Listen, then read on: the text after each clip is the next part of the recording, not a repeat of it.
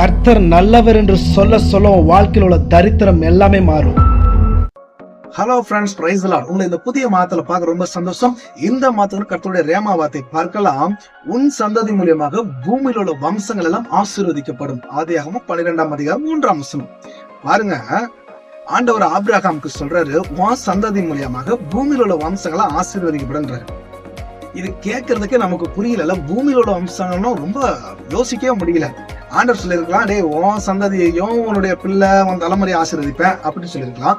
இல்ல அவங்களுடைய நண்பர் சுற்றுவட்டம், அண்ணன் தம்பி அக்கா தங்கச்சி இவங்களையும் உனக்காக ஆசீர்வதின்னு சொல்லியிருக்கலாம்.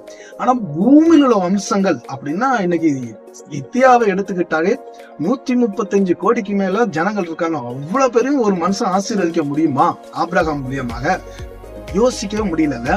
ஆனா பாருங்க, மத்தேயு சுவிசேஷம் 1ஆம் அதிகாரம் 1ஆம் வசனத்தை வாசினா, ஆபிரகாமின் குமாரனும் தாவீதின் குமாரனும் இயேசு கிறிஸ்துவின் வம்ச வரலாறு அப்படின்னு இந்த வசனத்துல சொல்லப்படுறது. அப்படின்னா என்னன்னா, ஆபிரகாமுக்கு சொன்ன வாக்கு தத்தத்தை யார் மூலியமா அந்த பிளஸிங் போகுதுன்னா கிறிஸ்துவின் மூலியமாக, இயேசுவின் மூலியமாக தான் இந்த பூமியில் உள்ள வம்சங்களை ஆசீர்வதிக்கப்பட போகுதுன்றதுதான் இந்த வாக்கு தத்துவமே. ஆண்டவர் ஒரு வாக்கு தத்துவத்தை கொடுத்தாருன்னா அது கண்டிப்பா நிறைவேற்றுவாருங்க. அதை நம்ம கேட்கறதுக்கு நம்மளால யோசிக்க கூட முடியாது. ஆனா அவர் கண்டிப்பாக செய்வார். பாருங்க, அதனாலதான் இயேசுவுக்கு வேதத்துல இப்படியாப்பட்ட பெயர்கள்லாம் இருக்கு. அவர் உலக இரட்சகர். உலகத்தில் உள்ள எல்லா மனுஷையும் ரட்சிக்கிறதுக்காகவே வந்தாரு. பாவிகளை ரட்சிக்கவே கிறிஸ்து உலகத்துல வந்த எப்படியாப்பட்ட பாவியா இருந்தாலும் அவனை ரட்சிக்க முடியும், அவனை விடுதலை ஆக்க முடியும், அவனை பாவத்துல இருந்து அவர் தூக்க முடியும். பாருங்க, இன்னொரு வசனம் யோவான்ல சொல்றாரு, உலகத்துல எந்த மனுஷனையும் பிரகாசிக்க வைக்கிற மெய்யான ஒளி அவர்தான் உலகத்தின் ஒளியா இருக்கிற. எந்த மனுஷனா இருக்கட்டும், உங்க லைஃப் ஃபெயிலியர் இருக்கட்டும், உங்க பிசினஸ் நஷ்டமா இருக்கட்டும், உங்க வாழ்க்கை ஒண்ணும் இல்லாம இருக்கட்டும், உங்களை பிரகாசிக்க வைப்பார். உங்க வாழ்க்கைய சூப்பரா மாத்திடுவாரு.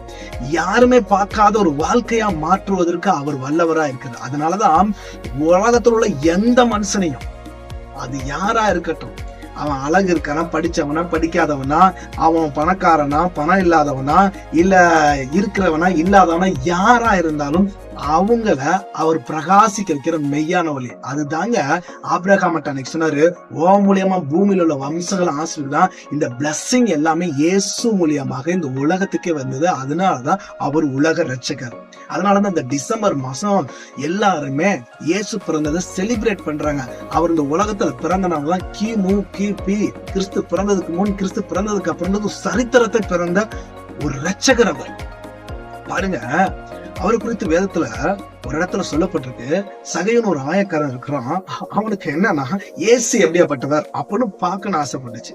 நீங்க இந்த வீடியோ பாக்குற நீங்க சிலருக்கு இயேசுனா யாருன்னு தெரியலன்னா உங்களுக்கு ஒன்னே ஒண்ணு சொல்றேன், நீங்க அவரை மட்டும் இயேசு யாருன்னு நீங்க விரும்புனீங்கன்னா கண்டிப்பா உங்களை தேடி வர. பாருங்க, இவன் என்ன பண்ணான்னா, இவர் இயேசு கூட்டத்துல பாக்கணும் பார்த்தா குள்ளனா இருந்தாலும் பார்க்கவே முடியல. உடனே இவன் என்ன பண்றான், ஒரு மரத்துல ஏறுறான். ஏறி எப்படியாவது அந்த கூட்டத்துல இருந்து அவரை எப்படியாவது அங்க ஜூம் பண்ணி பாத்திரலாம் அப்படின்னு இவன் ஏறான். ஏறும் போய் அந்த இடத்துல உட்காந்துருக்கான். ஆனா இயேசு அந்த வழியாக போகும்போது அந்த மரத்துக்கிட்ட வந்து நின்றாரு. ஸ்டாப் ஆகி எல்லாரும் யோசிக்கிறாங்க, என்னடா ஏன் நிக்கிறாரு அப்படின்னு நிற்கும் போது இயேசு சொல்றாரு, சகைவை இறங்கி வேண்டாம். பாருங்க, கூட்டத்துல எத்தனையோ மனிதர்கள் இருந்தாங்க, அவங்களாம் பார்க்கல. இயேசு சகைவை பார்த்தாரு. ஏன் தெரியுங்களா? அவன் அவரை தேடணும். இன்னைக்கு நீங்க இயேசுவை தேடுங்கன்னா அவர் கண்டிப்பாக உங்களை தேடி வருவார். வர்றது மாத்திரம் இல்ல, இயேசு அவனை பார்த்து சொன்னார், இன்றைக்கு நான் உன் வீட்டுக்கு வரேன்ட்டேன். பாருங்க, எவ்வளவு பெரிய கடவுள் அவன் வீட்டுக்குள்ள வரேன்ட்டாருன்னா, இன்னைக்கு நான் சொல்றேன், நீங்க தேடி வந்தீங்கன்னா அவர் தேடுறது மாத்திரம் உங்களுக்குள்ள வர ஆரம்பிச்சிருவாரு. உங்க லைஃப்ல அவர் நடக்க ஆரம்பிச்சிருவாரு.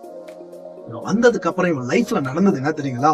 வீட்டுக்கு வந்தோடனே, ஆண்டவரே, நான் யார்ட்டாவது ஏமாத்த இருந்தா அதை நாளை தனியா கொடுத்துடுறேன், ஏழை எங்களுக்கு என் சொத்துல பாதி கொடுத்துறேன்.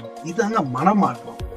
அதனால இயேசு ஒருத்தவனுக்குள்ள வந்துட்டா அவன் லைஃப்ல அவன் தவறுகள்லாம் என்ன பண்ணும், அவனுக்குள்ள வந்து அதுல இருந்து அவன் என்ன பண்றான், வெளி வந்து அவன் மனம் திரும்ப ஆரம்பிக்கிறான். இன்னைக்கு உங்க லைஃப்ல சில பாவங்கள் நீங்க செஞ்சிருப்பீங்க, அது அப்படியே இருக்கும், அதுல இருந்து வெளிவர முடியாம இருக்கலாம். ஆனா இயேசு வந்துட்டா உங்களுக்குள்ள ஒரு மனமாற்றம். இதை கேட்டவனே இயேசு அடுத்து சொல்றாரு, இன்றிலிருந்து இருந்து இவன் ஆபிரகாமின் குமாரனா இருக்கிறான்றாரு. அப்படின்னா ஆபிரகாமுக்கு நான் கொடுத்த எல்லா ஆசீர்வாதத்துக்கும் இவனும் சுதந்திரவாளி ஆயிட்டான்றாரு. நான் ஒன்னே ஒண்ணு சொல்றேன், உங்க லைஃப்லயும் ஆண்டவர் அந்த பிளெஸிங் வச்சிருக்காங்க. ஆபிரகாம் ஆசீர்வாதம் கொடுக்கும் போதே நான் உன்னை ஆசீர்வதிப்பேன், பெருகவே பெருக செய்ய மாத்திரம் இல்ல, உன் மூலியமாக பூமியில உள்ள வம்சங்களும் ஆசீர்வதிக்கப்படும் சொன்ன அந்த வாக்கு தத்துவமும் உங்களுக்குள்ள வர ஆரம்பிச்சு. உங்க மூலியமாக அநேகர் ஆசீர்வதிக்கப்பட போறாங்க.